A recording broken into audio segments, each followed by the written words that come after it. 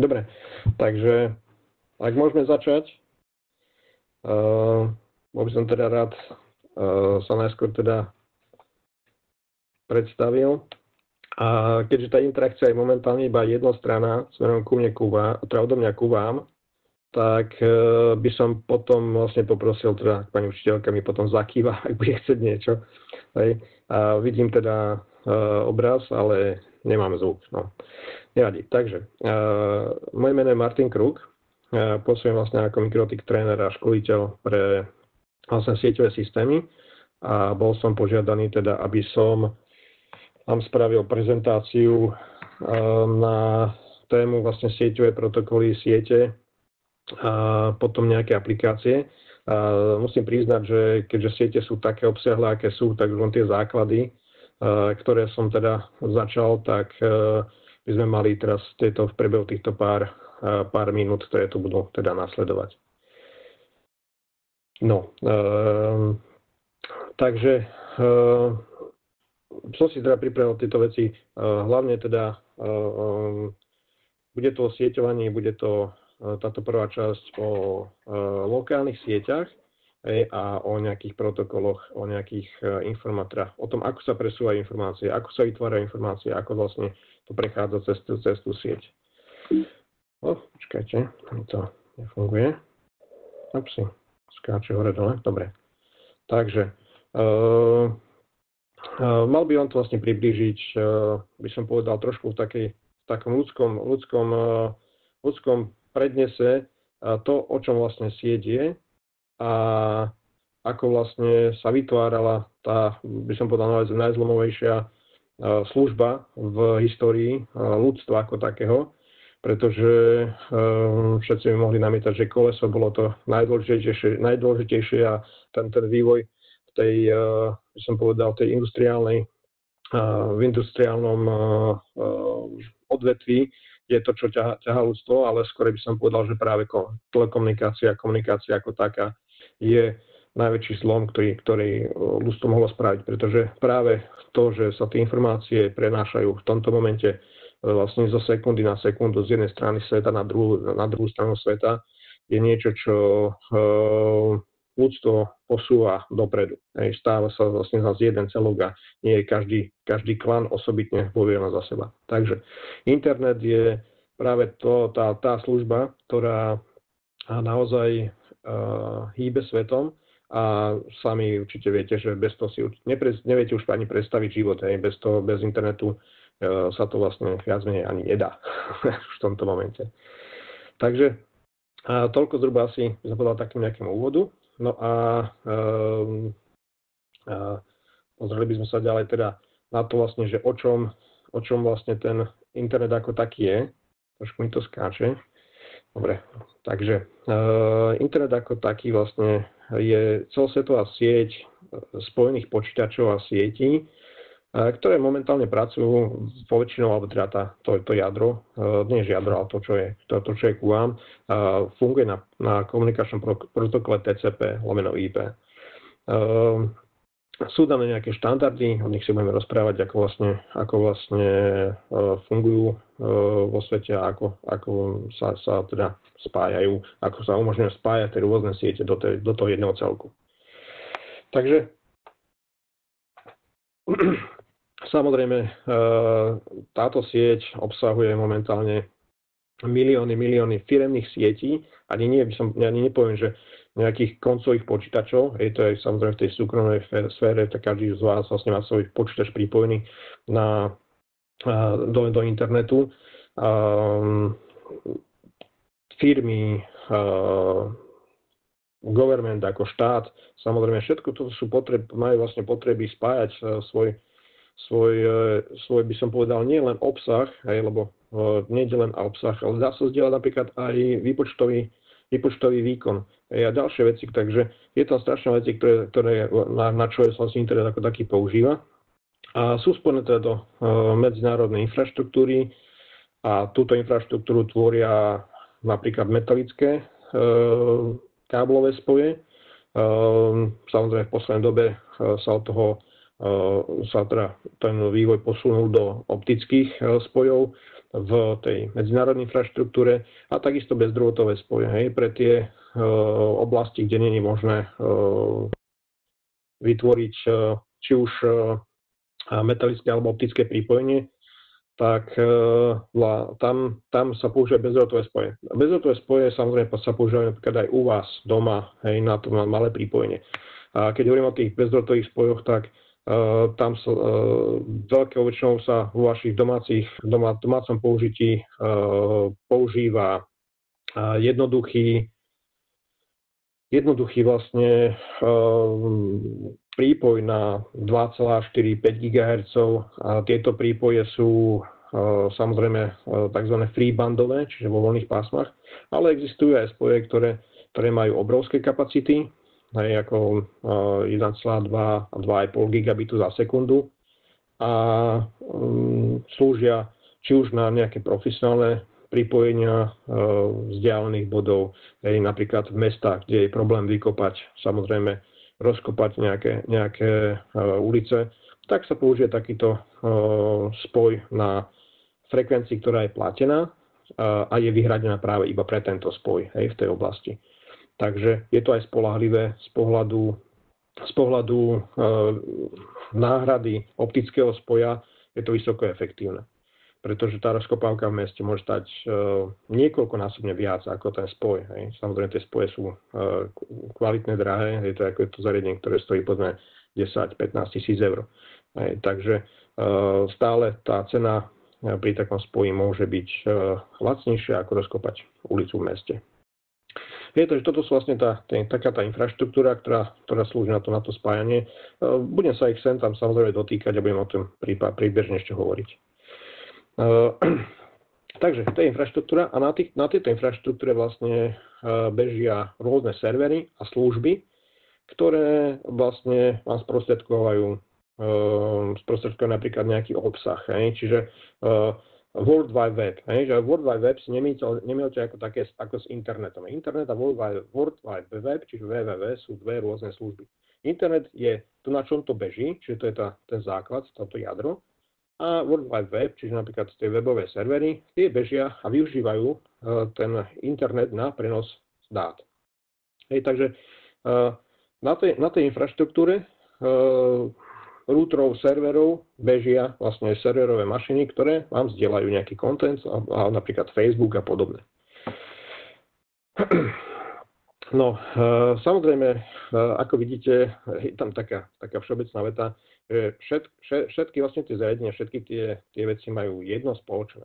A to je to, že pracujú s informáciou a s informáciami. A dá sa naozaj povedať, že platí naozaj, že informácia, aj keď neváži nič, je to najdrahšia komodita na svete. Ten internet je obrovský biznis z pohľadu predaja kapacity, z pohľadu predaja objemu dát. Máte zdieľané disky, aj cloudové riešenia, kde všetky tieto veci vám vlastne, je to komerčné použitie, na ktorom vlastne ten internet žije, na ktorom sa rozvíja. Preto by som vlastne aj začal vlastne potom ďalej rozprávať najskôr o lokálnych sieťach a potom vlastne budem hovoriť aj o tých WAN sieťach, čiže o tom vonkajšom pripojení a ukážem teda nejaké použitie, že kde ako sa to, by som povedal, používa. Aby ste pochopili, že kde sa nachádzate vy ako užívateľ a čo pre vás robí ten provider a prečo stojí toľko peňazí, prečo to nemôže byť lacnejšie a tak ďalej. Takže točím, dobre. Trošku k histórii. Základ vlastne ako internetu ako takého, vznikol v rokoch 1960 a 1980, ako vlastne viac menej samozrejme najskôr ako idea americkej vlády a armády, ktorí potrebovali vlastne spojiť výpočtovú sílu. To bol ako ich prvý cieľ šerovať výpočtový výkon počítačov. V tomto období si samozrejme musíte uvedomiť, že tie počítače boli sálové. Čiže to nebol počítač, ktorý bol, ako máme teraz notebook na kolenách, alebo prakticky keď si vezmeme, každý telefón je vlastne tiež počítač. Už len váš telefón je niekoľkonásobne výkonnejší ako tie počítače, ktoré boli vtedy. No a pri tej cene toho počítača, ktorý vtedy bol, čiže tie počítače boli naozaj extrémne drahé, tak sa extrémne oplatilo vytvoriť celonárodnú štruktúru sieťovú, samozrejme v tejto bolo ešte na metalických kábloch, fyzicky medené vedenia, ktoré viedli popri napríklad elektrických rozvodoch a podobne, popri plynovode a tak ďalej. Takže vznikla to ako idea, vytvorili si prvé vlastne spojenia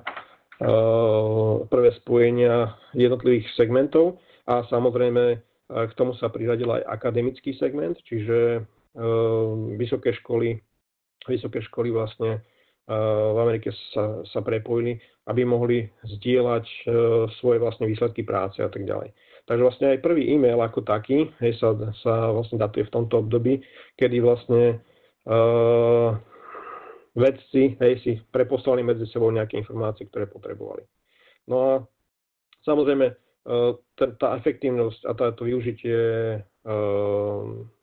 tejto sieťovej infraštruktúry následne prešlo do komerčnej sféry, kedy sa niekde v roku 1990, kedy sa vlastne už začalo komerčne využívať pre firmy takéto nejaké spojovacie, hovorím o veľkých firmách, o telekomunikačných firmách, ktoré boli povedzme telefónne firmy, ktoré vlastne medzi sebou si urobili rôzne prepoje a vznikali rôzne siete.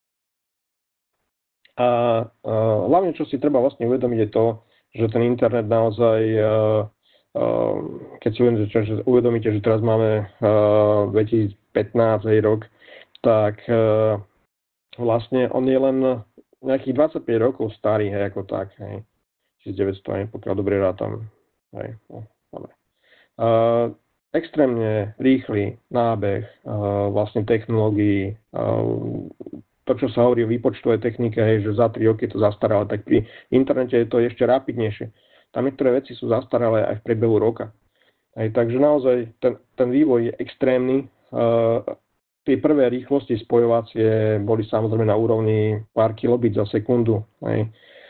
Tam sa prenášali bity 64 kilobitové linky, 64 kilobit, čiže ten jeden obrázok, ktorý si teraz ťaháte do mobilu z Facebooku za pár sekúnd, by som vám ťahal 10 až 15 minút. Čiže 10 až 15 minút by vám ukazoval ten obrázok pixel po pixeli, čiže jednoducho by to išlo pekne zaradom, aby vám ukazovalo riadky toho obrázku. Čo môže byť teoreticky pre vás samozrejme sranda a tak ďalej, ale to bola história, ako to spočiatku fungovalo. No a samozrejme dnešnú podobu už vidíte. Len tak ako pre informáciu, jednej z prvých sietí sa volali ARPANET a Cyclades. ARPANET bol vlastne tá americká sieť, ktorá vlastne vznikla z government teda podnetu. A Cyclades sú myslím, že Francúzi. Tieto dve siete používali ale už veľmi, aby som povedal, sofistikované protokoly následne na ten prenos dát, kryptovanie, nejaké kontroly dát a tak ďalej. A dali vzniku vlastne už protokolu, ktorý sa používa dodnes, a to je ten TCP/IP. Ten súhrn protokolov, lebo ono to nie je len jeden protokol, to je vlastne súhrn pravidiel, ako sa vlastne tie dáta prenášajú, aký budú mať formát, ako budú vyzerať, tak to je všetko vlastne, by som povedal, zhrnuté v protokole TCP/IP. Je to protokol, ktorý určite budete stále používať, čiže je dosť vhodné si o ňom naštudovať aj nejaké informácie do budúcna, keď budete vlastne robiť so sieťami, tak to TCP/IP bude váš každodenný chlebíček. A samozrejme, vďaka tomu TCP/IP následne môžeme prepojiť celý svet dokopy, pretože ten protokol ako taký hovorí o tom, ako majú jednotlivé zariadenia medzi sebou komunikovať tak, aby boli kompatibilné. Kompatibilita je základom komunikácie. No, keďže sme mali také menšie intermezzo, tak mám tu takú jednu otázočku na vás. S pani profesorkou sme sa dohodli, že tí, čo budú dobre odpovedať, tak môžu mať následne aj nejaké plus pri klasifikácii, neviem, či zrovna nejakú známku. Ale to závisí od pani profesorky, takže ako ju prehovoríte. No, takže otázočka je, v ktorom roku začíname hovoriť o internete ako o takom. Čiže kedy sa dá povedať, že áno, už začal byť internet. Takže nech sa páči, môžete odpovedať. Uhadli. Pani profesorka mi môže ukázať palec, ak je to OK. Dobre. A prípadne hovorím, tí, čo budú aktívni, tak pani profesorka vám môže zohľadniť nejakú tú trojku, ktorú ste si spískali v nejakých predchádzajúcich častiach a ja môžem vám trošku zlepšiť známku. Dobre, takže 1990 sa mi zdá, že bola to správna odpoveď. Pravdu povedať, že asi to tiež veľmi nepamätám. Mám to napísané, 1990. Poďme teda si povedať niečo o internete ako takom. Čiže internet, keď sa na pozriete, tak vyzerá nejako takto. Toto je ale staršia vizualizácia. Vidíte, toto myslím, že z 2005 roku dokonca. Prečo som zvolil zrovna túto vizualizáciu? Pretože tie novšie vizualizácie sú také obrovské, že už nie sú také pekné. Tento obrázok, keď sa na pozrete, tak takto vyzeral internet v roku 2005. A tam vidno, že ten zoom na tú časť, ktorá je tam v tej spodnej časti, tak tam sú jednotlivé IP adresy, podotýkam verejné IP adresy, ktoré vlastne na internete ako také existujú. Sú tam jednotlivé siete, čiže každá tá hviezdička je vlastne sieť, je to network, ktorý vychádza z jedného bodu, rútovaného bodu. Túto vizualizáciu, takáto vizualizácia sa dá vlastne vytvoriť na základe rútovacieho protokolu. Rútovací protokol vytvára spojenia medzi jednotlivými rútrami, čiže zariadeniami, ktoré spájajú tie jednotlivé siete. A tie siete sú prepojené jedným, dvomi, alebo x pripojeniami. Takže môže vznikať, samozrejme, vo vnútri v tej sieti vidíte, že to je rôzne poprepájené, naozaj tam veľa liniek, ktoré prepájajú tie body navzájom, vytvárajú kruhy, vytvárajú teda trojuholníky, hviezdy, plné mesh prepojenie tých kostrových vecí je nutnosťou kvôli redundancii, čiže kvôli zálohe jednotlivých pripojení. Keď jedno pripojenie vypadne, automaticky sa prehodia rúty na záložné prepojenie a stále sieť funguje. Potom si prípadne môžete pozrieť pána Barretta Lyona, ktorý túto vizualizáciu robí. A sú tam samozrejme aj novšie nejaké obrázky na tú vizualizáciu, len tam by ste videli, že naozaj už je to obrovské. No.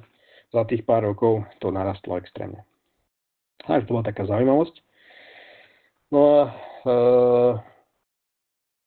a ďalej sa vlastne budeme, by som povedal, zaoberať tým, že vlastne ako vlastne tie údaje môžu prechádzať cez tej siete, ako sa to vlastne prenáša a aké zariadenia sa používajú na prenos tých dát.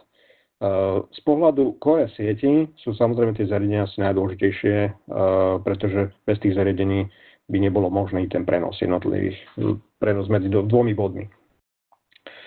Takže ja by som rozdelil vlastne internet, alebo teda internetovú sieť do, by som povedal, takých dvoch základných blokov. Jeden blok, alebo jedna časť je LAN sieť, čiže Local Area Network, kde sú pripojené vaše lokálne počítače, Wi-Fi, access pointy, rútre, diskové pole domácej, nejaká zdieľačka disková, máte tam hernú konzolu a takéto drobnosti. Takže to je LAN. Takisto v škole, čo máte počítače, čiže máte tam aj niekoľko stovák počítačov, samozrejme každé triede povedzme 30 počítačov, tak každá tá malá sieť v tej triede je malá lokálna LAN sieť. No a tá malá lokálna LAN sieť sa spája s zariadeniami ako napríklad switch alebo hub, aby sa už nepoužívajú z pohľadu ceny, výkonu. Viete, predtým ten hub stál na eurá niečo okolo 1000 eur. Takže samozrejme teraz pri cene switchu 7 eur alebo 10 eur, tak sa používajú samozrejme switche. Takže to sú také malé, malé siete, ktoré sa pripájajú zariadeniami teda ako switch hub a home AP. No a potom je WAN sieť. Čiže WAN sieť je tá prepojovacia, ktorá je už za routerom a na prepojenie sa používajú zariadenia typu router. A následne je to pripojené do širšej siete, čiže do nejakého nadradeného providera smerom ku vám a potom do medzinárodného providera alebo do nejakej telekomunikačnej spoločnosti, ktorá to ďalej preposiela do core siete, čiže už do jadra toho internetu. Táto sieť sa volá WAN, čiže Wide Area Network, široká sieť.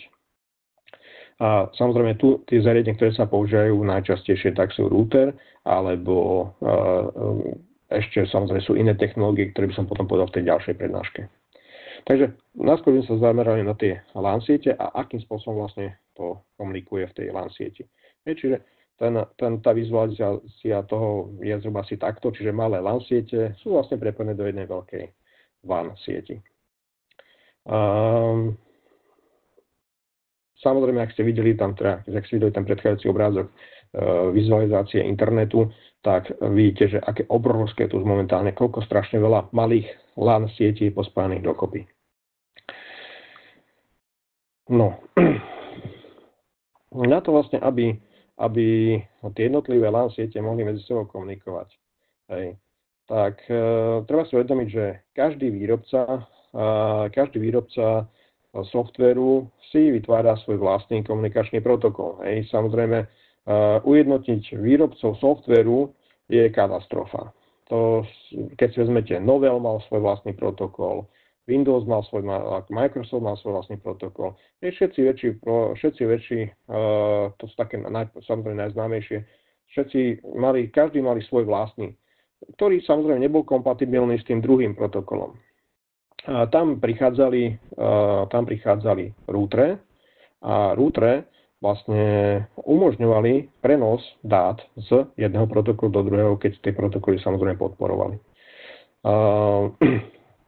Takže keď si tak vezmete, tak naozaj máte milión jazykov a dokonca ešte rôzne nárečia, pretože sú rôzne verzie tých protokolov v rámci toho času, ktoré vznikali. No a každý vlastne systém, ktorý mal svoj vlastný komunikačný protokol, tak bol zatvorený. Nebola možnosť vlastne komunikovať spolu nejak rozumne.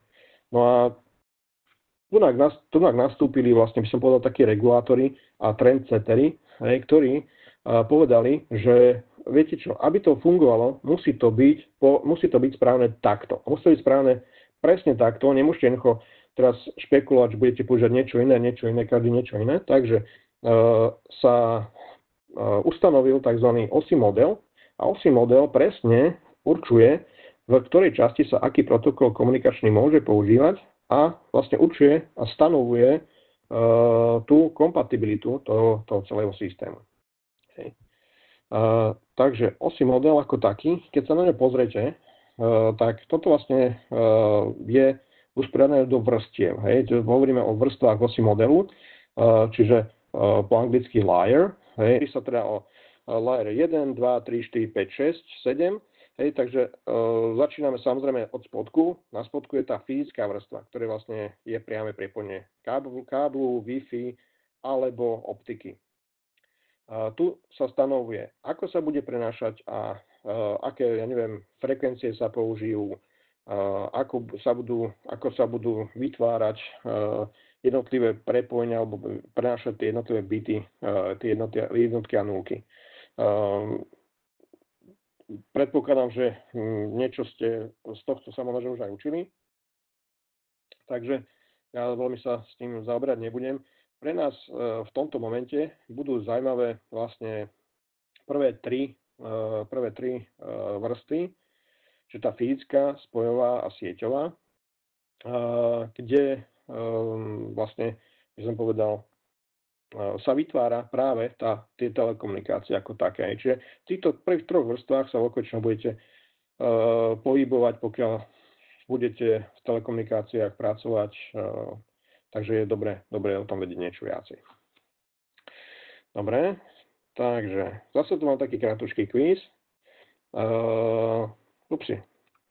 Nám to ušlo. Takže, čo znamená skratka LAN? Pani učiteľka môže zase vás odchytiť a tí, čo odpovedajú správne. Takže, čo znamená skratka LAN? Presne.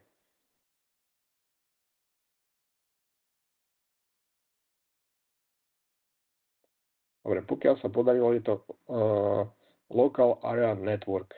Ďalej, vrstvy OSI modelu. Prvá vrstva vlastne je fyzická. Mám to sa ospravedlňujem, nejak skáčem dole, niečo do myšky dotknem. Nevadí. Takže prvá vrstva je fyzická. Tam nám hovorí o tom, že ako sa bude prenášať, aké poradie káblu, aké piny sú použité. Začneme pri tom kábli v tomto momente. Čo bude ten konektor tienený, netienený, aká frekvencia sa bude používať na prenos dát a tak ďalej. Samozrejme teraz už nebudeme sa zaoberať tými starými nejakými dvojdrátovými prepojeniami medzi dvomi modemami a podobné. To je už fakt história, nemá veľký význam sa do toho veľmi hrabať. A ukážeme si vlastne už tú, by som povedal, najzaujímavejšiu vec na svete, ktorá vznikla. A to je Ethernet konektor, ktorý tu vidíte. Uvedomte si jednu vec. Na sieti sa ľudia, na celosvetovo sa ľudia nevedeli dohodnúť a nie sú schopní sa dohodnúť o milióne rôznych vecí. Čiže napríklad, keď sa vezmete už len elektriku, takže Amerika má 110 V, Európa má, alebo my sme mali 220 V, Európa mala 240 V, Japonsko ani neviem, ale rôzne frekvencie, čiže 60 Hz a podobné. Takže vidíte, každá sieť má nielen iné napätie, ale aj frekvenciu a iné zásuvky. Vezmite si, že len vôjdete do Nemecka alebo prejdete len pár 100 kilometrov a chcete zapichnúť vaše zariadenie do zásuvky a nezapichnete ho tam. Samozrejme, našťastie Európska únia trošku tlačí do tej štandardizácie a aspoň Európa bude mať postupne štandardizované elektrické zásuvky. Ale celosvetovo je to obrovský problém. A na druhú stranu vezmite si ethernetový konektor, ktorý vidíte tu teraz na obrázku, je to tzv. RE45 konektor. A tento konektor ako zázrakom môžete zapojiť do zásuvky v Amerike, aj do zásuvky v Japonsku, aj v Austrálii, aj v Európe. Pretože RE45 ako taká je jediný celosvetový štandard, ktorý je rovnaký všade. Naozaj je jedna z mála vecí, na ktoré sa celosvetovo ujednotili. Čo je obrovská výhoda toho, že je jednotný konektor, je to, že vôbec máte internet. Pretože bez tohto konektora by celosvetovo každé zariadenie malo iný konektor a nebolo by tak rozšírené. Tá rozšíriteľnosť, viete, vy musíte si uvedomiť, že rozšírenie vzniká vtedy, keď to začína používať masa ľudí. Masa ľudí to môže používať iba vtedy, keď je to všade rovnaké, keď tá výroba je všade rovnaká, bez toho, aby ste museli pre každú krajinu meniť jednotlivé tie fyzické pripojenia. Takže RE45 je taký malý celosvetový zázrak, ktorý stojí pár centov alebo pár korún a by som povedal, určuje trend celosvetového internetu. A tu mám taký obrázok, ako ten konektor má byť presne zapojený, lebo presne toto je v tej L1 vrstve. L1 vrstva OSI modelu určuje, ako má byť ten konektor zapojený, aké farebné označenie káblikov sa má použiť. Toto platí samozrejme pre, ako vidíte, to sú také medené kábliky, či vidno aj myšku, čiže to je medený káblik, hej, lebo to je vlastne metalický konektor. Keď to bude optický konektor, tak aj pri optike budete mať stanovené, aké farby máte kde použiť. Hej. Čiže ak sa farby majú použiť na rôzne technológie, audio, video, satelit a podobne. Pri našom metalickom kábli sa používajú dva zapojenia. Jedna norma T568A a druhá norma T568B. Hej. Hovorí o tom, ako je to párovo rozložené. Vidíte, že je to tu tak prehodené. To ak sú páry. Prvý pár je oranžový s oranžovo-bielým, druhý pár je zeleno-biely so zeleným, v strede mám modro-biely pár a na konci mám hnedý a hnedo-biely pár. Prečo sú tie káble v pároch? Pretože keď je samozrejme fyzika, hej? V tom kábli idú vysoké frekvencie, tak keď je ten kábel zatočený, tzv. Twisted, preto sa hovorí o twisted pair, čiže zatočený pár, tak menej ruší svoje okolité páry. Takže každý pár má svoje vlastné zatočenie, vlastný uhol, v ktorom sa točí, aby to použitie, na ktoré sa používa, bolo správne. Čiže keď sa to používa napríklad dva stredné vodiče, sa používajú na telefóniu. Čiže normálne ten konektor R45, keď tam máte pripojenú telefónovú stredňu, zapichnete tam obyčajný analogový telefón, tak sa používa modro-modro-biely pár. Modro-modro-biely pár má presné zatočenie, tak aby frekvencia telefónu nerušila ostatné páry, ktoré sú v tom kábli, lebo ten kábel je len jeden. Ako vidíte, máme tu 4 páry, ktoré sú v tom kábli. No a potom už jednotlivé vlastne rýchlosti alebo normy pre rýchlosť. Ako vidíte, je tu 10 base T, to je 10 megabitové pripojenie, samozrejme to sa už nepoužíva, ale kvôli kompatibilite sú tie zariadenia schopné komunikovať aj so zariadeniami, ktoré sú pomalšie, čiže vedia fungovať len na 10 megabit za sekundu prenosovej rýchlosti. Potom 100 base T, čiže 100 megabit za sekundu a teda 100 base TX. To sa už hovorí o RX-TX páre, čiže je tu plne redundantné prepojenie. RX je receive, čiže príjmanie, TX je transmit, čiže vysielanie. Ako vidíte, vždycky sa používa jeden pár na vysielanie a jeden pár na príjmanie. Čiže v tomto momente, povedzme, pri tejto bečkovej norme je oranžovo-biely pár vyhradený pre vysielanie a zeleno-biely na receive, čiže na príjmanie. Ako vidíte, tu v tomto prípade napríklad nemôže vzniknúť ani kolízia, pretože vidíte, dva drôty sú príjmanie, dva drôty vyslanie, nemôže dojsť ku kolízii, pretože nedojde k nejakému by som povedal, nie že presluchu, pretože presluch tam nejaký bude, ale nedojde k tomu, že by sa tie pakety tam zrazili. Na starších technológiách, ktoré ste sa určite nestretli s nimi, ale možno, že si hovorili v škole o nich, to sú koaxové, to sú technológie založené na koaxiálnych kábloch a tam sa vytváral tzv. Token ring. Čiže tam sa vytváral z koaxiálneho káblu, bol iba jeden koaxiálny kábel, ktorý šiel od zásuvky k zásuvke a spájal jednotlivé siete do kruhu. Hej. Táto sieť ethernetová robí hviezdu. Takže pri kruhovej topológii samozrejme mohli vzniknúť kolízie v tejto technológii, pretože keď jedno zariadenie hovorilo do tejto siete, tak ostatné museli mlčať. Nemohli posielať aj ostatné dáta, pretože samozrejme by došlo ku kolízii. Takisto fungujú aktuálne wirelessové spoje, pretože vo wirelesse vo vzduchu máte iba jeden vzduch a nemôžu hovoriť dva zariadenia naraz. To ide ku kolízii. Čo sa, ako vidíte, ale pri kábli nemôže stať, pretože ten kábel má separované RX-TX. Takže toto vidíte, toto je 10 megabit a 100 megabit a tu je potom následne aj gigabitová norma, čiže pre prenos až 1 gigabitu za sekundu.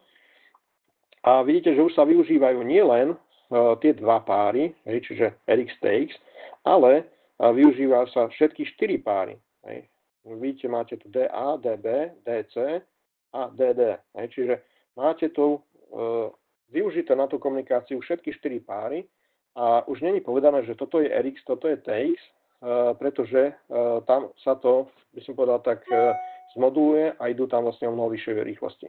Takže keď si pozriete, že naozaj predtým sme na tom jednom kábli mohli prenášať iba 100 megabit a následne po samozrejme nejakom technologickom vývoji sme schopní do toho istého káblu bez zmeny kábeláže, čo je dosť dôležitá vec, aplikovať do tých káblov o mnoho vyššej rýchlosti. Samozrejme sú aj 10 gigabitové Ethernety a tak ďalej, čiže to už sú akože ďalšie by som povedal vývojové kroky, ktoré vznikajú teraz v tejto aktuálnom čase. Dobre, takže toto je taký, by som povedal, základ k tomu, čo budete robiť a naozaj aj pre vás ako prípadne nejakých budúcich technikov je veľmi užitočné a dôležité, aby ste tieto veci vlastne následne aj ovládali. Čiže ako správne zapojiť ten konektor. Ešte jednu vec, veľmi v rýchlosti, štandardne sa používa táto Bčková norma. Je tak zaužívanejšia ako tá Ačková, ale medzi sebou, ako vidíte, nemajú nejaký rozdiel. Že by Ačková išla pomalšie alebo rýchlejšie, nie pôjde. To je stále to isté. Len samozrejme napríklad, keď sa ide na nejakú stavbu alebo niekde niečo robiť, tak sa musíte dohodnúť, akú normu používate, aby ste nepoužili na jednej strane Ačko a na druhej Bčko, pretože spravíte tzv. Crossover kábel, ktorý sa nerobí. Dobre, takže to je o tom, že samozrejme sa musí stanoviť jedna norma a potom tá norma sa používa v tom celej štruktúre kabeláže. Dobre, takže to je v tej L1 asi tak všetko. Počkajte ešte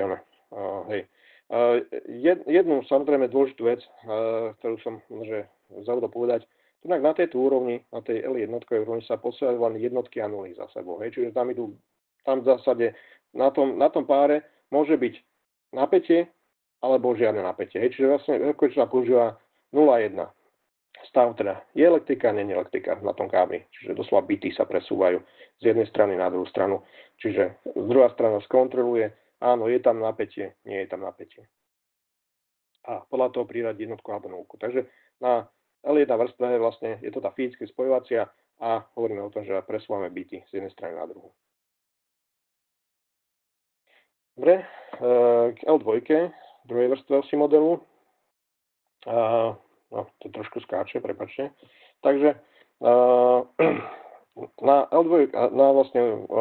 úrovni L2 osy modelu, tak tu sa už vytvárajú a tie dáta skladajú do jednotlivých celkov. Neviem, prečo tu mám paket, to by som vlastne nemal mať. Takže v tejto vlastne úrovni sa využijú tie bity, ktoré prešli pre tej vlastne fyzickej vrstve, tam sa to pozbiera, následne zabafruje do takého bufferu a vyskladá sa z toho tzv. Rámec. V tom rámci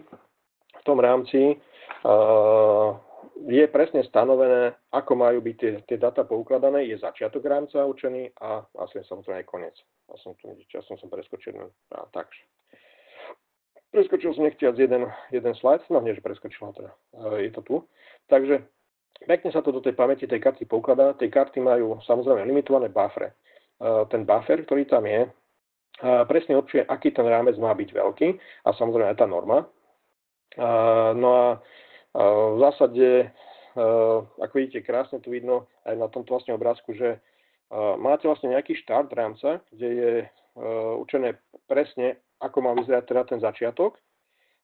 Potom máte cieľovú alebo tzv. Destination, čiže cieľovú MAC adresu, čiže kam má ten rámec smerovať, zdrojovú MAC adresu, potom je informácia o dĺžke rámcu, následne tam nejaký obsah, nejaké dáta a na konci je CEC kontrolný súčet, ktorý vlastne samozrejme tá karta overí, či dostala všetky dáta správne. Keď tie dáta správne nedostala, prípadne, neviem, viete, tam bolo nejaká porucha po tom spojení, ja neviem, niekto odpojil konektor, alebo došlo tam k nejakému skrátu alebo prepäťu a tým pádom sa pomiešali dáta, tak ona to oznámi ďalej svojim ďalším funkcionalitám a tie následne potom vyžiadajú preposlanie tých dát znova. Ale to sa nedieje v L2, ale sa deje potom v ďalších vrstvách. Takže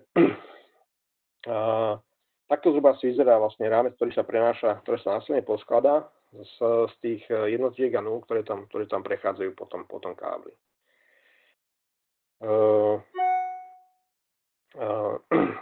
Dobre. Teraz rozmýšľam, že asi by som mal povedať niečo vlastne o megadresách a čo to vlastne tá megadresa je. A ešte keď sme teda pri tomto obrázku. Cieľová a zdrojová megadresa. Každé zariadenie v sieti musí mať svoju fyzickú adresu. Tá fyzická adresa je veľmi dôležitá, pretože bez tejto fyzickej adresy, to ako vezmete si, že vy bývate v nejakom paneláku a samozrejme nemôžete bývať niekde na ulici. To by vás vlastne nebavilo.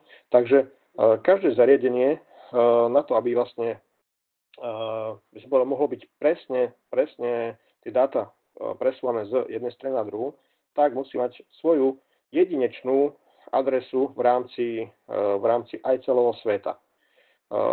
Veľký problém sú samozrejme výrobcovia, ktorí, veľkočinom samozrejme nejaká Čína alebo Tajvan, ktorí skopírujú megadresy a v zásade s tým si spôsobia taký obrovský problém, že tie zariadenia nie sú schopné komunikovať v rámci siete zo spolu. Pretože keď postavíte dva počítače vedľa seba s rovnakou megadresou, tak samozrejme dojde ku konfliktu a tie dáta nie sú schopné prejsť korektne v rámci tej siete.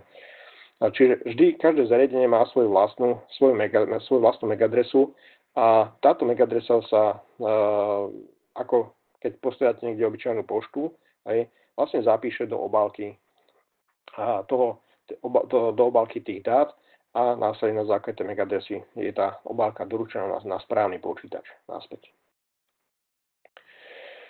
Tie zariadenia, ktoré sa v takýchto sieťach používajú, sú najčastejšie switche. Tu máte takú ukážku zariadenia, ktoré vlastne je switch.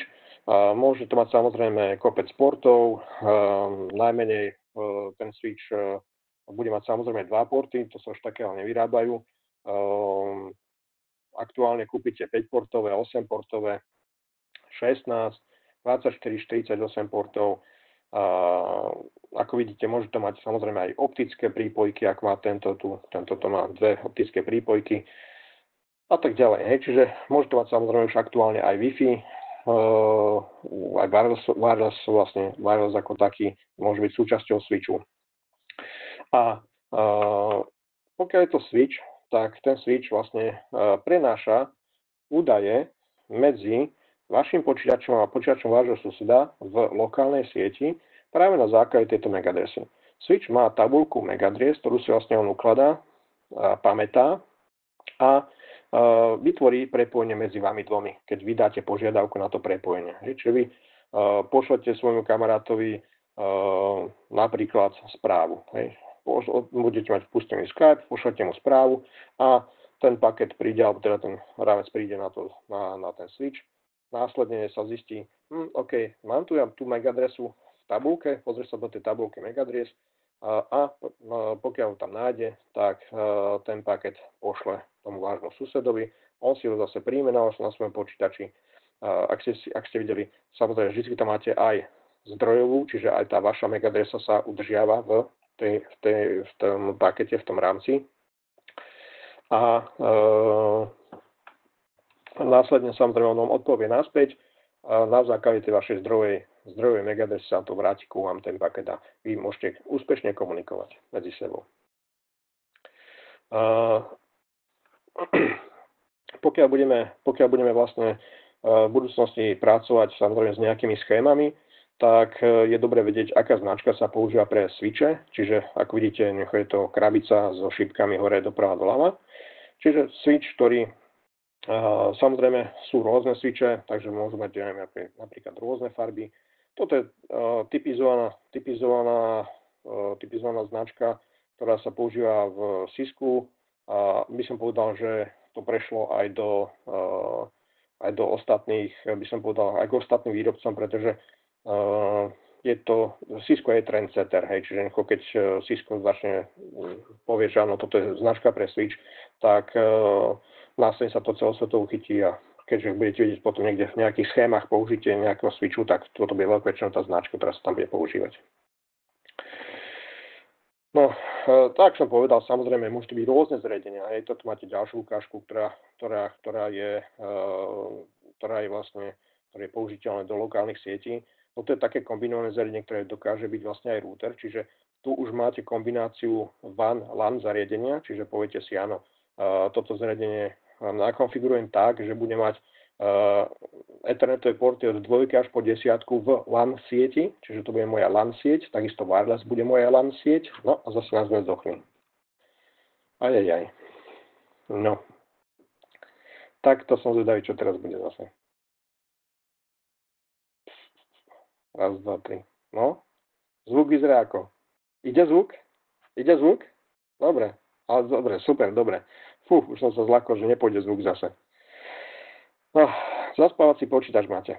Asi ho uspávam, chudáka malého. Dobre, takže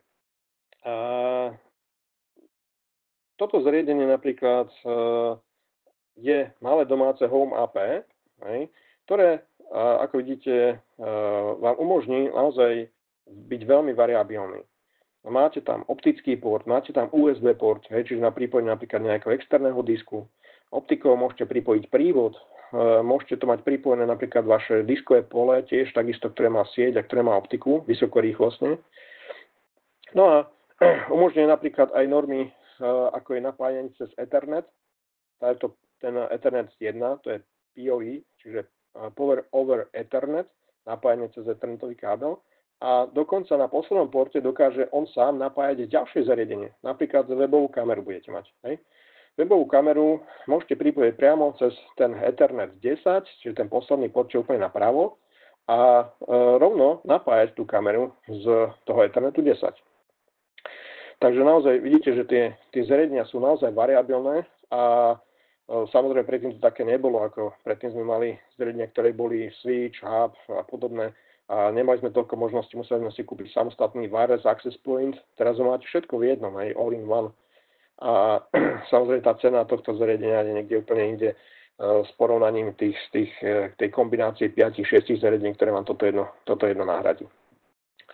Takže naozaj vidíte veľkú variabilitu tých zariadení vo vnútri,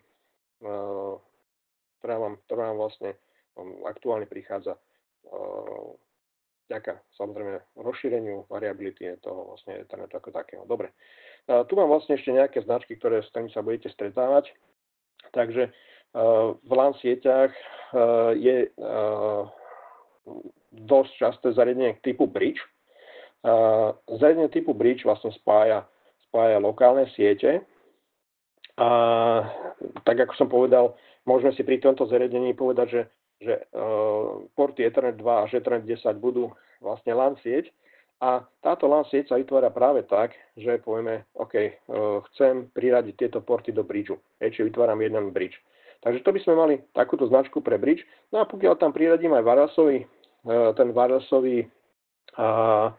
wirelessovú vlastne časť, tak budem mať nejakú takúto značku aj pre ten wirelessový bridge. Čiže je to Ethernetový bridge, kde mám povedzme 9 Ethernetových portov pripojených a plus ešte aj wireless.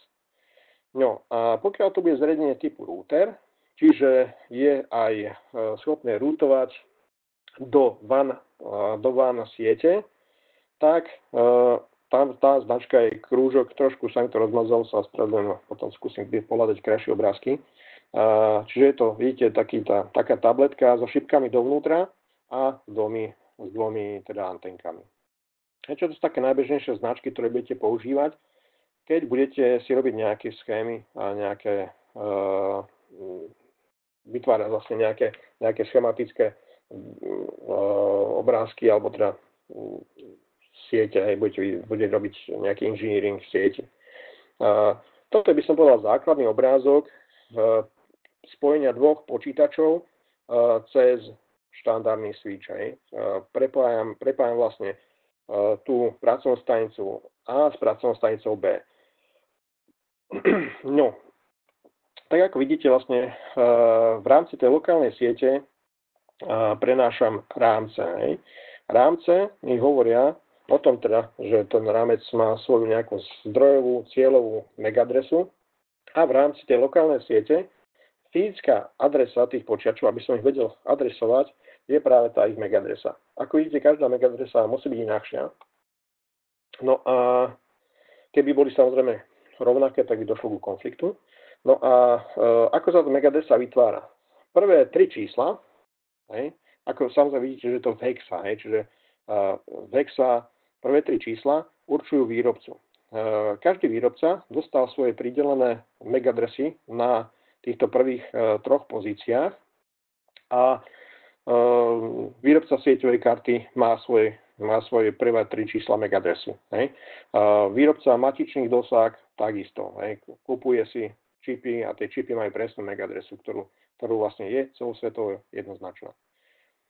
No a druhá časť, vlastne tieto 3 čísla vlastne za tým sú ako keby sériové poradové čísla. Hej. Čiže prvá časť vieme krásne určiť podľa výrobcov, čiže keď naozaj budeme mať zariadenie od Cisca, alebo od Mikrotiku, alebo od neviem, Broadcomu, alebo od nejakých ďalších konkrétnych výrobcov, tak každý bude mať svoje vlastné MAC-adresy pridelené a sú jednoznačné, hej, čiže tie nikto nepoužije iný.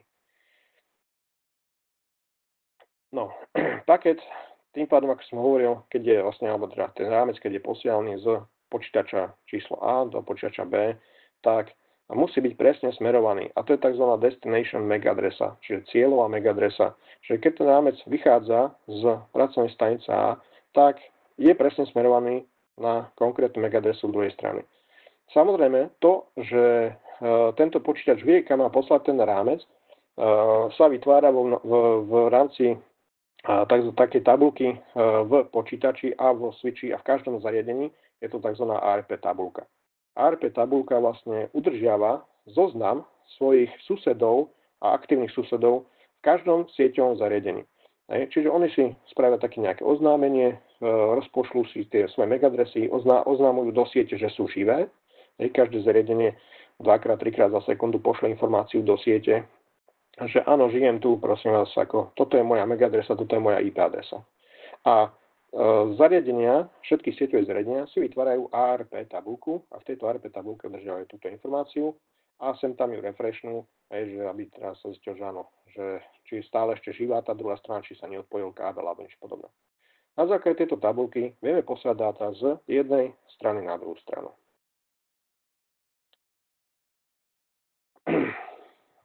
Dobre, no toto je vlastne slajd k tomu, čo som povedal pred chvíľkou. Ako vidíte, vlastne ten vlastne, by som povedal, tá informácia je samozrejme nutná. Bez tej ARP tabulky bohužiaľ by ste neboli schopní komunikovať.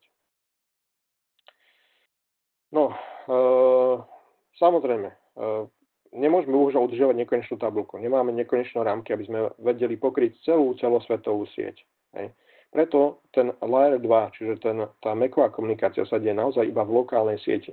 Tá neprenáša sa do vonkajšej sieti. Na to sú ďalšie vrstvy, ďalšie protokoly, ktoré slúžia na to, aby sme komunikovali v rámci celého sveta. Ale tam už je iná adresácia. Tam už nie je fyzická adresácia, ale vlastne logická adresácia. Tam sa používa IP protokol a IP adresa na ten prenos.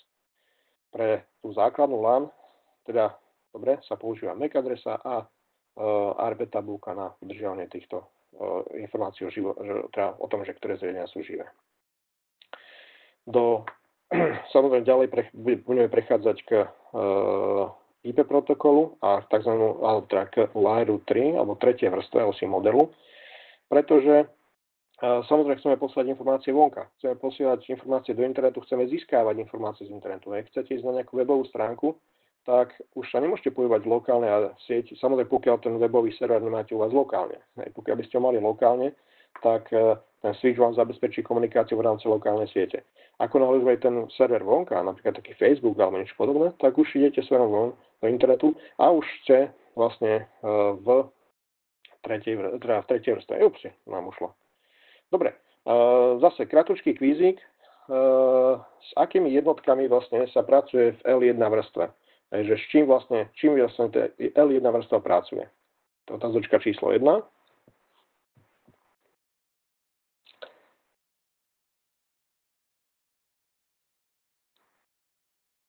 chvíľku počkáme. Či sa vám podarí odpovedať. Podarilo? Pani profesorka zhodnotí, že či je to správna odpoveď. Hej, pracujeme vlastne s nulkami a s jednotkami s bitmi. Hej? B, I, T. Meké I sa mi dá, pokiaľ sa nemýlim. S nulkami, jednotkami a s čím pracujeme vlastne v L2 vrstve. L2 vrstva už to poskladá do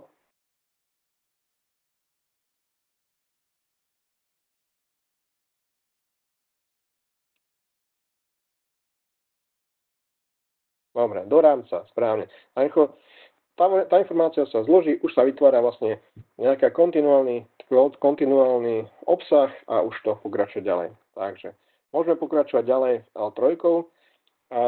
Ešte som sa chcel spýtať prestávku, alebo teraz 9:20, neviem, ako máte naplánované. Dáme si, dobre, OK. Tak mi potom prezvonte, keď budete chcieť prestávku, dobre? Dobre, takže išiel by som teda na TCP/IP protokol L3 vrstvu. Ako vidíte, tunák už je samozrejme, to je taká logická adresa.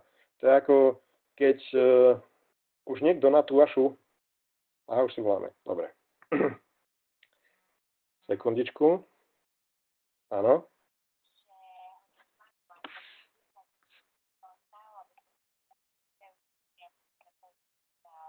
Dobre.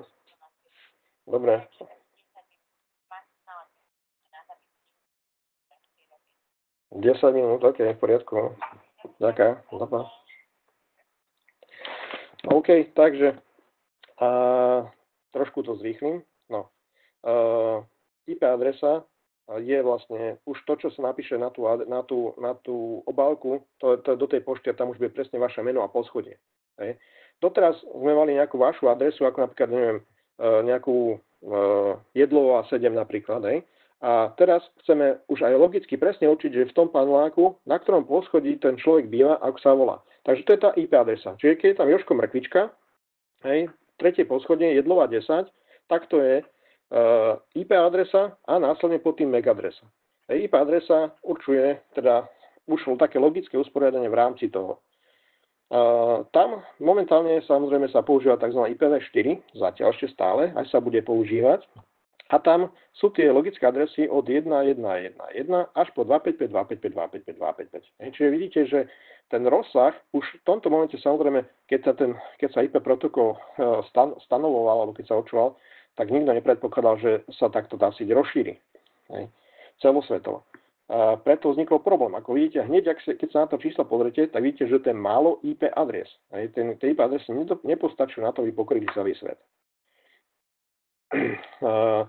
Samozrejme, aby sa vyhlo nejakým problémom, tak vznikla organizácia IANA, kde sa organizuje presne, kto akú IP adresu bude mať a táto organizácia spravuje IP adresy.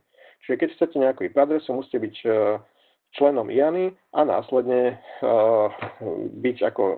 zaregistrovať sa ako internet provider a následne na základe toho vám bude pridelený nejaký IP-čkový rozsah.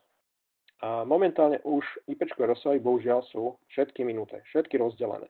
Čiže už neexistujú celistové bloky IP adres, ktoré by vám táto IANA vedela priradiť ako súkromnej osobe alebo ako organizácii. Ale pokiaľ budete ako provider stále ešte môžete dostať blok tzv. Regionálnych adries. Čiže môžete dostať adresy, ktoré budú potom pre vašich zákazníkov. Tí už ale nebudú vlastniť tí zákazníci, ale budete ich vlastniť vy ako firma.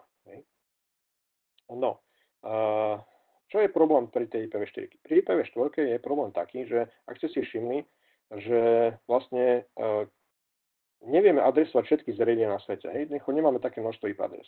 Tak sa vyhradili špeciálne IP adresy, ktoré sú tzv. Lokálne. Local Area Network adresy, napríklad 10.10.0.0.0 až po 10.255.255.255. 255 to sú IP adresy určené pre lokálne siete. A aby ste vedeli tieto adresy, alebo aby vedeli vaše počítače využívať internet a posielať informácie vonka do internetu, tak nemôžu ísť s touto lokálnou adresou, ale je na to vyvinutá špeciálna technológia, ktorá sa volá NAT, Network Address Translation. NAT prekladá túto vašu lokálnu IP adresu za verejnú a následne môžete komunikovať smerom von.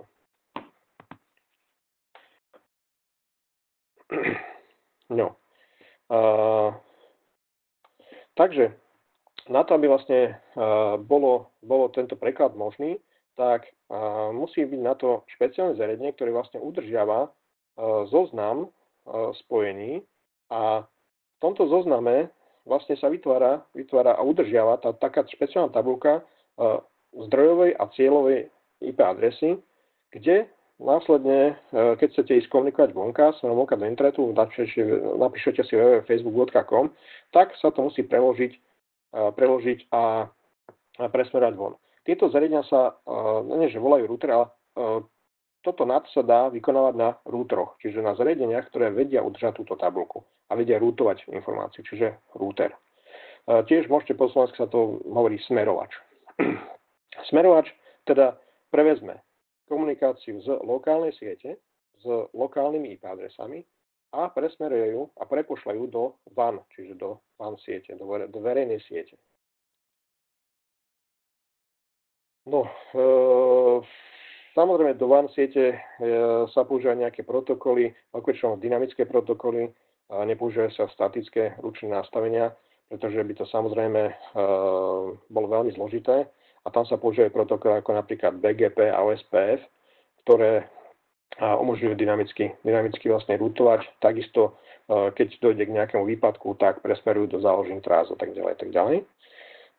Ja by som to zhruba si vám ukázal, ako to vyzerá. Čiže tak napríklad vyzerá routovacia tabuľka, ktorá má dynamické zápisy a je schopná teda dynamicky sa prispôsobiť rôznym cestám. Viete, ten router môže mať viacej, vidíte, ciest, jedna môže byť primárna, záložná, tu v tomto prípade vidíte, je tam tá, čo je modrá, tak to je záložná cesta. To je len tak akože taká ukážka, aby ste vedeli zhruba asi, ako to vyzerá.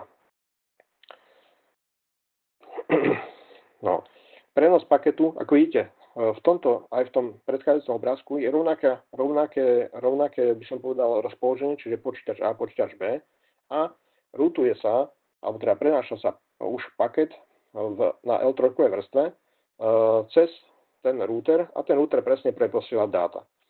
Ten router takisto využíva ARP tabuľku na to, aby v rámci lokálnej siete správne preposlal tie dáta z jednej stanice na druhú stanicu, ale čo je jeho veľká výhoda je taká, že to vie preposlať aj cez internet. Chcel sa dostať do tomuto obrázku.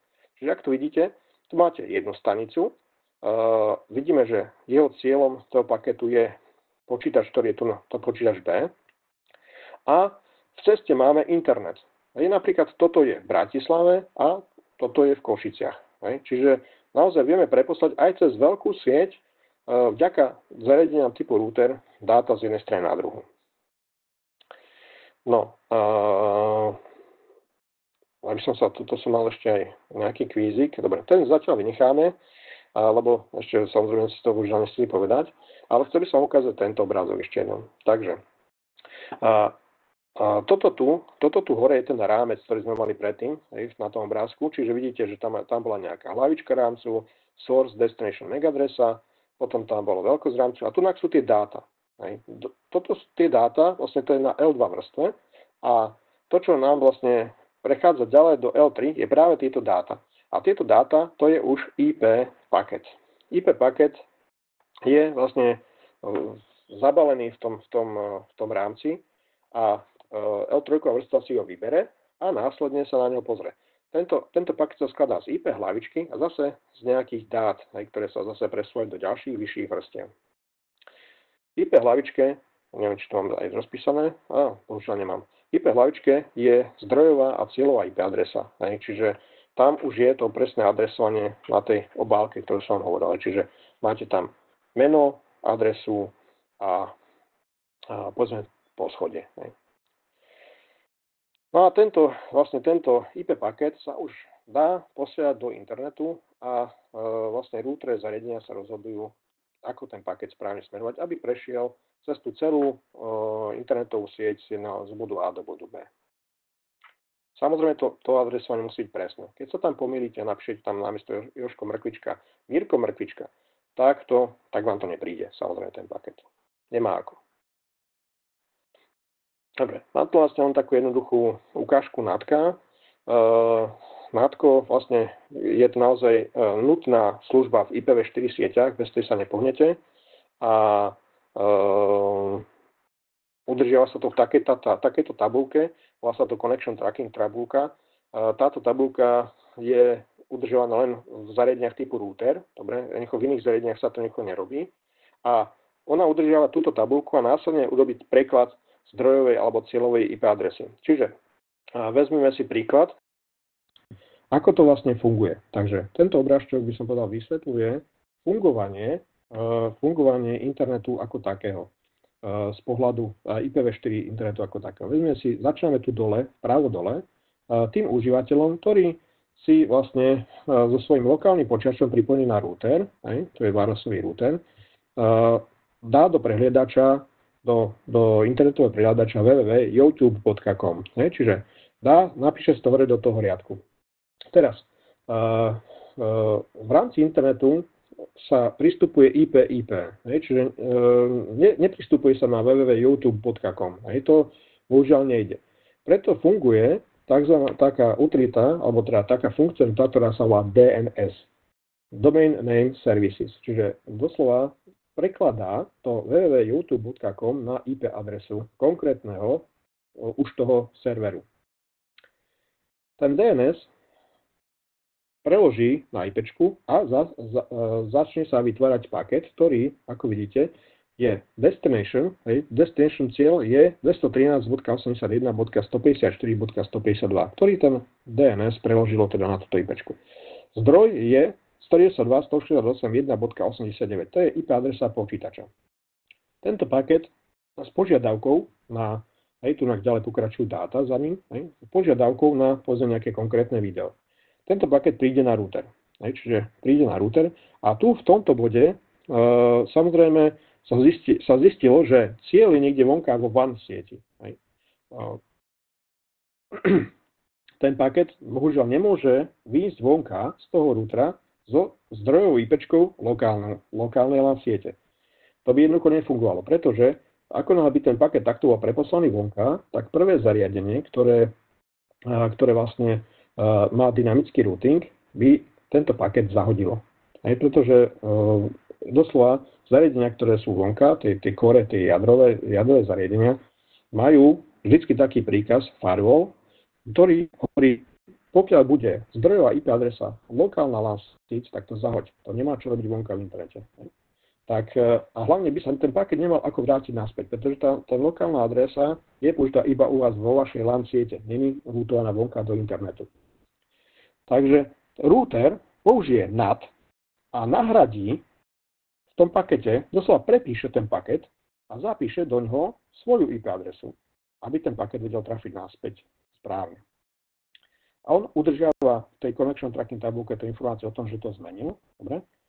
Ten paket vychádza samozrejme do WAN strany a je po x skokoch nájde svoj cieľ, čiže ten destination. Príde teda na server youtube.com. Na server youtube.com sa to spracuje, tá požiadavka, následne sa začnú posielať dáta naspäť tomu užívateľovi a posielajú sa na cieľ 113.71.24.76, čiže na túto konkrétnu IP adresu. Čiže príde to na router. Router, keď ten paket príde sem, vďaka tej Connection Tracking tabulke, to preloží naspäť na správnu IP-čku užívateľa a pošle mu to a následne sa vytvorí teda ten paket, zobrazí ten obrázok, ktorý ten užívateľ potreboval. Takže ako vidíte, naozaj to NATko je jednou z najdôležitejších súčastí vlastne tej siete, ktorú vlastne tých sieťových zariadení, ktoré potrebujete na to, aby vlastne vám fungoval vôbec prístup smerom vonka. Samozrejme k tomu je tento popis tu, takže tie slajdy alebo ten text k tomu, čo som vlastne hovoril, máte potom tu a následne samozrejme užívateľ dostáva späť. Toto je ukážka na zariadení, ako sa to konfiguruje. Čiže keby ste chceli teda vedieť, že ako sa nastaví na zariadení, tak to zariadenie má IP firewall nad funkcionalitu a v tej nadfunkcionalite musíte nastaviť zdroj, poviete, kam to ide a čo s tým paketom idete spraviť. Čiže to je taká rýchla ukážka, ja viem, že možno, že sa s tým ešte nestratávate, ale aby ste zhruba si videli, že naozaj to treba nastaviť, nie je to automatické, že pripojím to do elektriky a už to funguje. Dobre, krátučký kvíz zase. Na akých zariadeniach sa dá iba použiť vlastne to NAT, alebo aké to musí byť zariadenie, aby to vedelo NAT? Ako sa to zariadenie volá?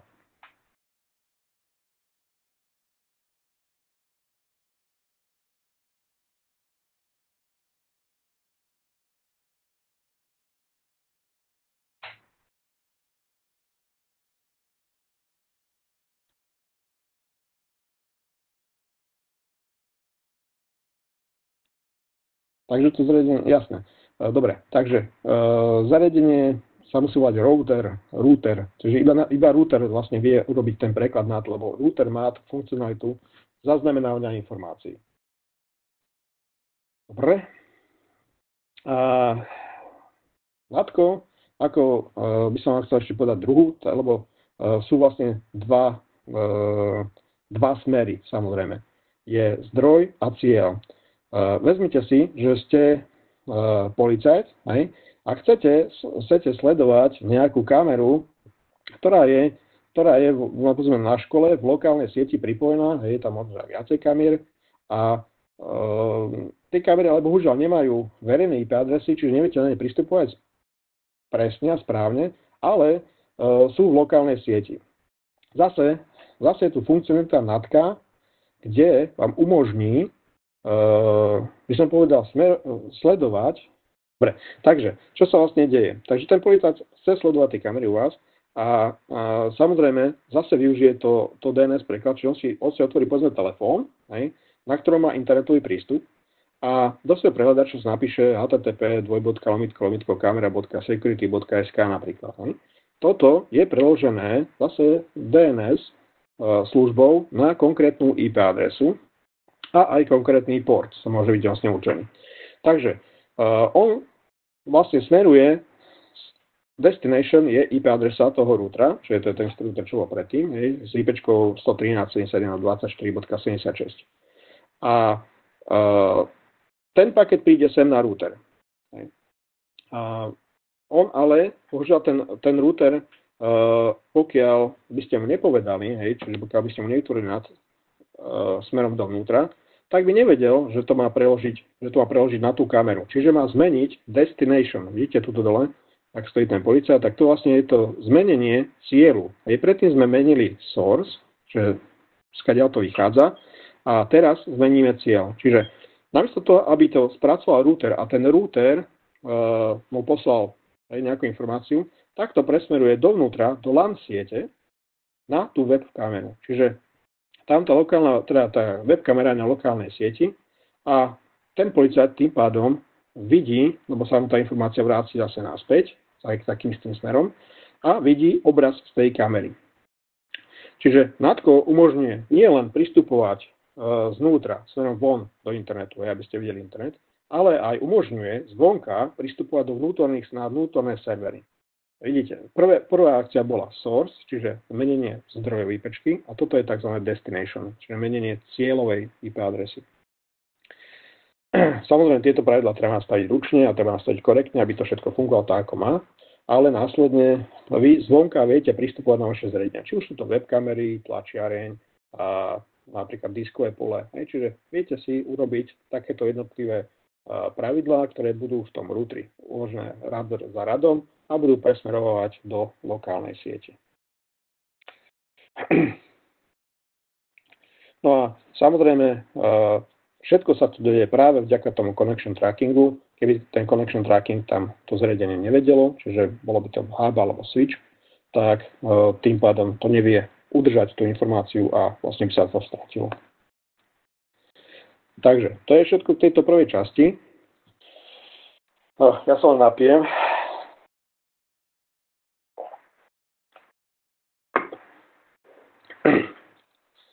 skáče samé. Takže doteraz sme hovorili o lokálnych pripojeniach, čiže o tom, čo bolo v lokálnej sieti. A teraz by som sa ukázal vlastne, ako sa to správa smerom vonka, ako je to na tej WAN strane.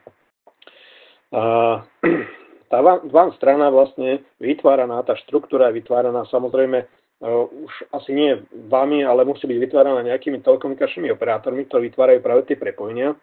A je vytvárané internet service providerami, čiže tí vlastne lokálni prevádzkovateľe internetu, cez ktorých ste pripojení možno aj vy, tak vám práve umožňujú takéto pripojenia a vytvárajú tú sieť ako takú fyzicky. A chcel by som vlastne ukázať na nejaký hardware, ktorý sa tam využíva samozrejme v týchto sieťach, pretože k tomu sa tak veľmi často nedostanete. Viete, tie lokálne LAN zariadenia, tomu sa dostanete bežne, ale tieto WAN zariadenia budete málo kedy vidieť. No a ten hardware, ktorý sa na to používa, tak sú dva základné typy. Synchrónne zariadenia typu SDH, PDH. SDH znamená synchrónne dátové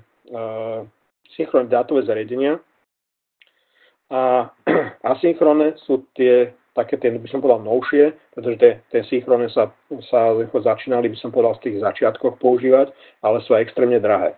Bohužiaľ nemajú také možnosti, kapacity, nemajú také rýchlosti ako asynchrónne technológie, ako typu Ethernet, ktorí prichádzajú nie do módy, ale tak za posledných 10 rokov nahrádzajú tie synchrónne zariadenia práve vďaka cene. Tá cena je tam veľmi dôležitá, viete, lebo tie SDH zariadenia, ich cena kľudne presahuje 150 000 eur. Aj tam to sú zariadenia, ktoré sú extrémne drahé a nahradíte ich zariadeniami za 5 000 eur, ktoré budú asynchrónne. A budú mať dokonca väčšie rýchlosti tie internetové zariadenia. Takže trošku si povieme o tom hardveri. A druhá vec je telekomunikačné protokoly, ktoré sa tam používajú. Viete, hovorili sme o tom, že tie reči, tie komunikačné reči, tá reč, ktorá je medzi tými dvomi zariadeniami, musí byť tak univerzálna, aby boli schopné prenášať dát. A samozrejme, to není pri týchto technológiách veľmi jednoduché, lebo synchrónna technológia a asynchrónna technológia, keď ich chcete spojiť dokopy, není to také jednoduché. Neviete pripojiť sériovú RS-232 do ethernetového konektoru priamo, pretože tam sa to fyzicky nedá spojiť. Takže na to sa potom používajú interfejsy rôzne a práve ten komunikačný protokol MPLS, Multi-Protocol Label Switching, je práve ten, ktorý umožňuje aj pri rôznych technológiách preniesť tie dáta. Čiže MPLS je jedna z najdôležitejších technológií z pohľadu softvéru, z pohľadu komunikácií práve v týchto WAN sieťach. A potom už samozrejme TCP/IP, ktorý je distribuovaný cez BGP a BGP version 3, BGP verzia 3, ktorá je vlastne IPv6. To je tam chybička, to vám prekladám. Takže len v hardveri, tak jednoduché to synchrónne zariadenia a používajú iné technológie než Ethernet, napríklad frame relay. A takisto vlastne už by som povedal, tie novšie zariadenia podporovali Metro Ethernet a následne Ethernet rozhrania. Ako som už povedal, vysoká cena, ale obrovská výhoda je extrémne nízka latencia. Je to asi o tom, že keď vy pošlete cez Ethernet nejaký paket, tak on prechádza cez zariadenie, ktoré ho spracovávajú a dochádza k tomu takému oneskoreniu. Čiže to latencia je oneskorenie. Pri sériových zariadeniach je tá latencia skoro nulová. Je to naozaj závisí len od toho, ako rýchlo ten elektrón prejde po tom kábli alebo po tom optickom vedení. Vráti sa naspäť.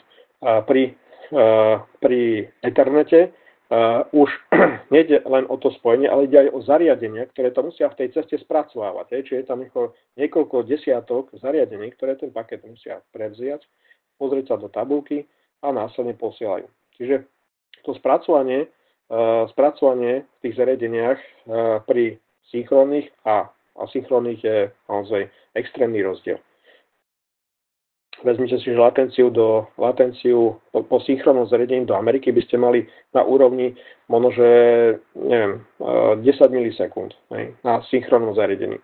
Na asynchrónnom zariadení by ste to mali 10 sekúnd až 50 sekúnd. Čiže naozaj v sekundách by ste rátali, ak ten elektrón prejde z jednej strany na druhú, plus musí byť spracovaný ešte x zariadeniami. Takže synchrón má naozaj výhody a stále sa používa práve v takýchto situáciách, kde dochádza komunikácia na veľkú vzdialenosť. Takže core jadro siete je postavené na synchronných zariadeniach, ktoré umožňujú naozaj mať extrémne nízku latenciu.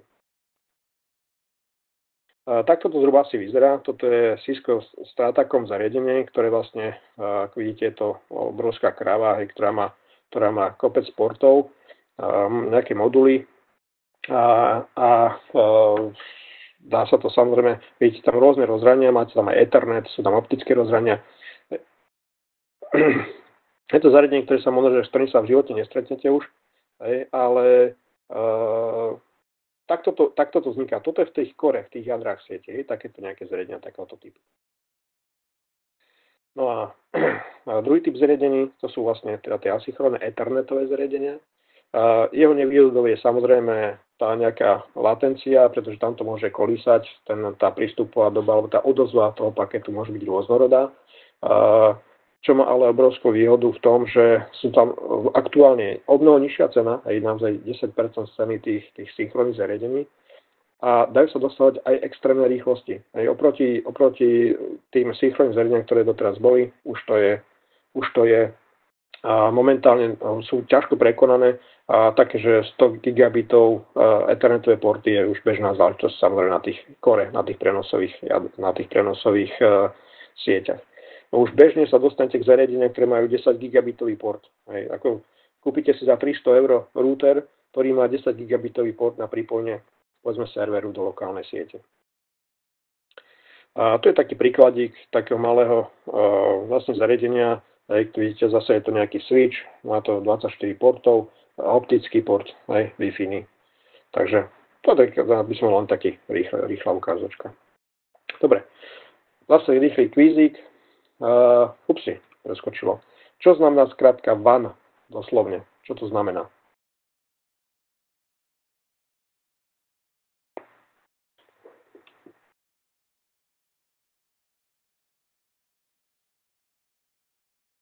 Takže je to Wide Area Network, WAN.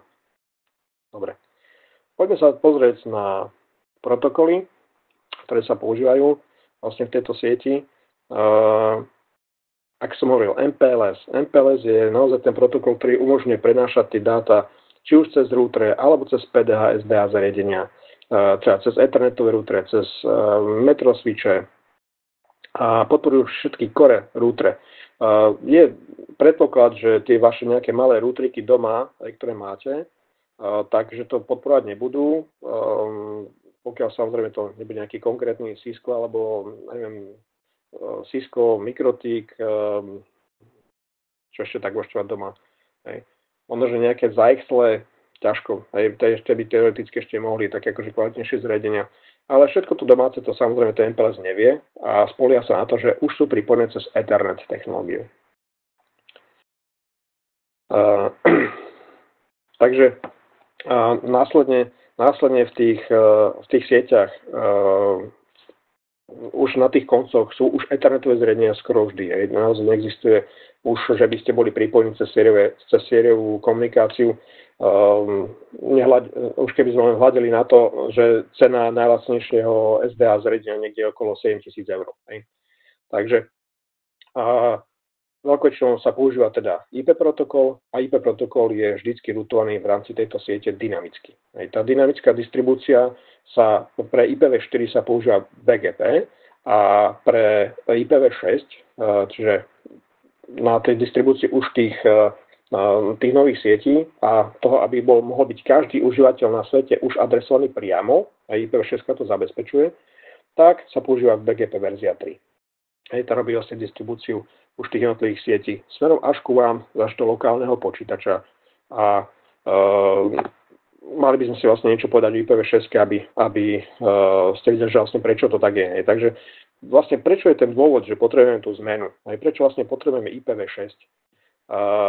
IPv4 je už úplne minúta. Už neexistuje z pohľadu vlastne nadradených providerov IP adresa, ktorá by nebola niekde rezervovaná. Čiže už IP adresy majú iba providery a tie providery ich majú rezervovaných pre svojich zákazníkov. Čiže napríklad, neviem, máte u vás v Košiciach, neviem, napríklad Antik, tak Antik má pre svojich zákazníkov vyhradený nejaký obsah alebo nejaký rozsah IP adres, ktorý môžu tí užívateľia použiť.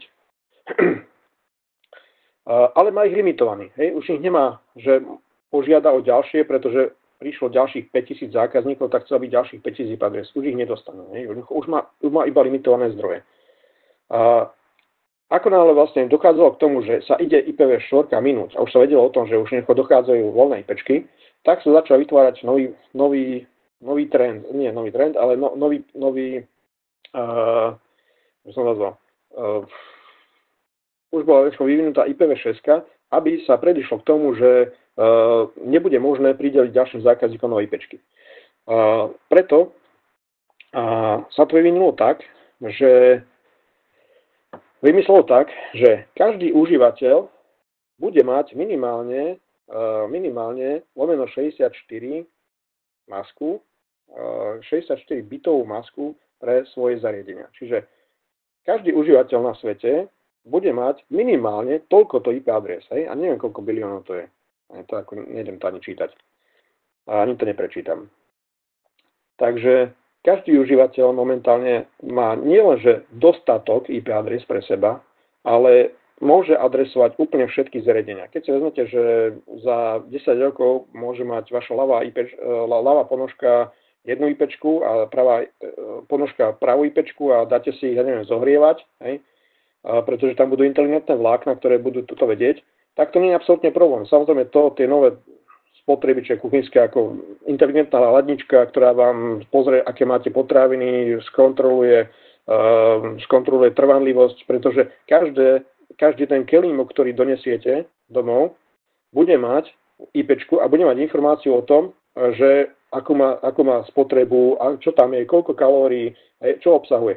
Všetko toto samozrejme, tieto inteligentné zariadenia už prichádzajú aj teraz na trh. Už je to aj teraz nielen za 10 rokov. A preto je to postavené tak, že bude dostatok IPčiek celosvetovo. Pre celú populáciu sveta a každé jedno zariadenie, každá jedna vec bude mať svoju vlastnú IP adresu, ktorá bude verejne prístupná. Čiže každé zariadenie v IPv6 už bude mať verejnú IPčku. V IPv6 už neexistuje NAT. Tam NAT preklad už nie je, lebo není potrebný. A vlastne prestáva existovať tá bariéra medzi LAN sieťou a WAN sieťou. Všetko už bude iba jedna sieť. Ako to vlastne vyzerá? Videli ste, že vlastne pri IPv4 to bolo vlastne 4 čísla oddelené bodkami. Pri IPv6 je to veľmi rovnaké, ale už není 4 čísla od 1 do 255, ale už sú to 4 hexadecimálne čísla a máte dokonca až 8 segmentov. Takže zhruba sa takto vyzerá tento rozloženie a to číslo vyzerá, IP adresa IPv6 vyzerá takto. Čiže ten zápis je, toto je tzv. Prefix na začiatku. Čiže toto celé je prefix. Čiže prvých 1, 2, 3, 4, prvé 4 vlastne čísla určujú network a sieť.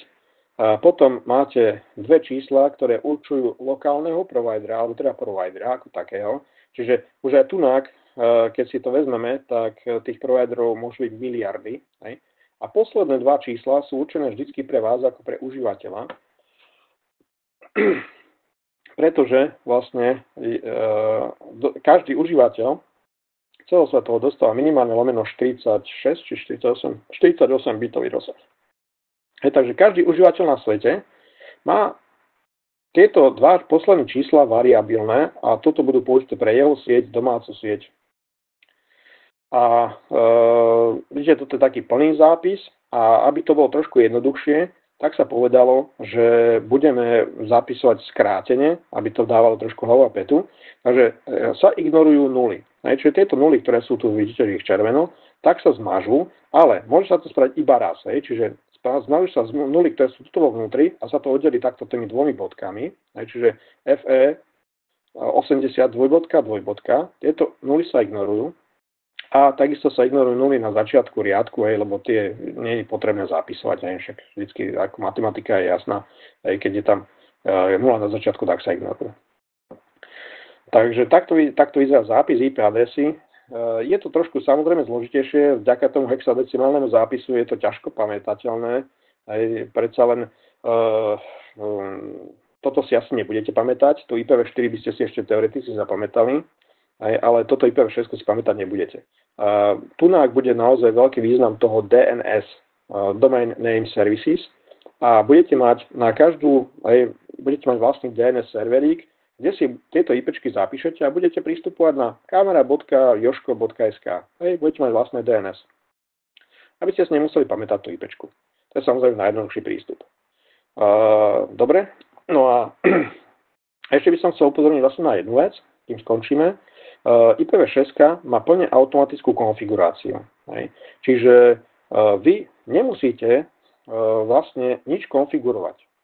To je extrémna výhoda oproti IPv4, ktorá to mala samozrejme robené trošku ináč, a tam sa dala robiť aj ručná.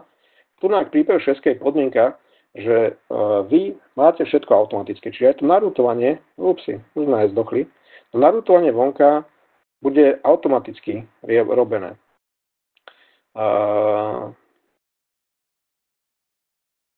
A vlastne by som povedal, taká v rýchlosti, taká nejaká jednoduchá ukážka toho, že ak to vyzerá, tak to automatické nastavenie vlastne vám povolí všetky vaše zariadenia, ktoré budete mať v lokálnej sieti, sa tá IPčka zgeneruje, počkajte, nečítam k tomu slide, a niekde slide, a sa zgeneruje z MAC adresy zariadenia. Čiže takto nejako to bude vyzerať. Tak, toto bude možno tá IPčka. Čiže keď sa pozrieme na to zariadenie, tak prvý vlastne ten tzv. Prefix zostáva pevný a zvyšok sa vybere z MAC adresy toho zariadenia a následne z toho sa vygeneruje IPčka. Čiže takto nejako budú tie IPčky vyzerať potom, keď ich budete chcieť nejako niekde použiť v nejakom routeri. Samozrejme, vidíte, v routeri je to trošku zložitejšie, lebo tie router musí byť presne zapísaný. Ale z pohľadu užívateľa, vy ako užívateľ nebudete musieť nastavovať vôbec nič, čo je úplne ideálne pre vás. Takže úplne bezobslužná konfigurácia. Stačí, keď zapnete IPv6 na počítači a všetko sa vám nastaví samé. Provider samozrejme má trošku viacej roboty, preto vlastne vám musí poslať váš prefix, čiže váš vlastne sieť, ktorú vy máte, u vás doma mať spravenú. Dobre, možno, že posledný kvíz, predtým, než skončíme, tak čo poviete na toto? Ktoré sú platné IPv6 adresy? Na rovinu, jednotka nie, jednotka IPv4, dobre, dvojka mi prípada ako správna, Trojka je DNS, čiže to je domain, to ešte nie je preložená IPčka, čiže vlastne zatiaľ to nie je platné. Štvorka HE, samozrejme HE není, hexadecimálne číslo je ABCD EF, takže H tam nie je. Takže H tam nemôže byť, čiže štvorka nie je platná IPv6 adresa. Potom, to, čo som hovoril, ten zápis, že ignorovať sa dajú nuly iba raz. Čiže tento zápis, kde je FE 80 dvojbodka, CFF dvojbodka, nie je správny. Tunák nemôže byť dvakrát odignorované ten blok 0, takže tam by musela byť 0, dvojbodka, 0, dvojbodka, 0. Takže toto nie je správny zápis. No a posledný asi správne. FE91. Takže vychádzate len z toho, že hexadecimálne číslo samozrejme môže mať určite ABCDEF, to sú vlastne hexadecimálne čísla, a ignorácia 0 samozrejme musí byť správne. Správne poradie nemôže byť dvakrát a ignorujete iba raz, ten viacej 0 v kope a 0 na začiatku. Dobre, no to by bolo tak teda všetko, pokiaľ teda vám to stačí takto a ďakujem vám teda za pozornosť a dúfam teda, že ešte niečo ešte spáchame niekedy na budúce. Takže ďakujem vám pekne.